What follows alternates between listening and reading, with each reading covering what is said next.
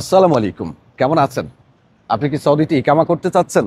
যদি ইকামা করতে চান, আজকে আপনাকে ইকামা সংক্রান্ত এমন কিছু তথ্য দিব, যা আগে আপনি হয়তো শোনেননি অথবা জানেননি। আপনি যদি সাধারণ পেশার লোক হয়ে থাকেন, আপনার ইকামার মেয়াদ 180 দিন থাকা অবস্থায় চাইলে আবার নতুন করে আরেক বছরের জন্য অথবা 2 বছরের জন্য ইকামা করার সুযোগ আছে, যেটি আগে হয়তো আপনি জানতেন না। এছাড়া আপনি চাইলে একসাথে 5 বছর পর্যন্ত ইকামা করা যায়।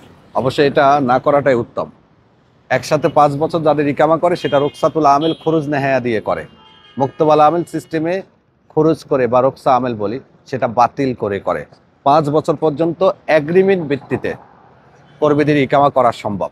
আরও একটা তথ্য হয়তো আপনি জানেন না, আপনি যদি হাউস ড্রাইভার আমেল মঞ্জিল হয়ে থাকেন, তাহলে আপনার ইকামার মেয়াদ 14 মাস থাকা অবস্থায় আপনার কপিল আরও 2 বছর অথবা 1 বছরের জন্য ইকামা রিনিউ করতে পারে।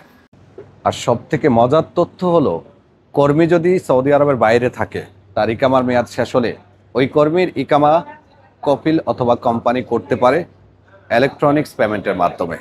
এই তথ্যটা জানেন? যদি না জানেন শেয়ার করবেন।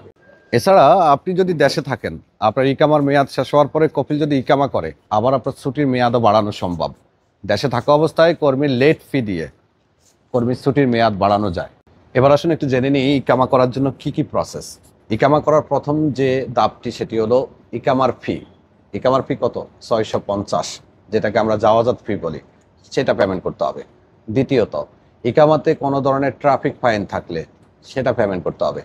তৃতীয়ত, কপিল মুক্তবালা আমেলের যে ফি আছে বা রসুম আছে, সেটা নামিয়ে পেমেন্ট করতে হবে। চতুর্থত, কপিল আপনার ইন্স্যুরেন্স করবে, যেটিকে আমরা হেলথ ইন্স্যুরেন্স বলি। হেলথ ইন্স্যুরেন্স কমপ্লিট, কপিল তার কুয়া অথবা মুকিম থেকে সরাসরি আপনার ইকামা রিনিউর জন্য রিকোয়েস্ট করলেই ইকামা হয়ে যায়।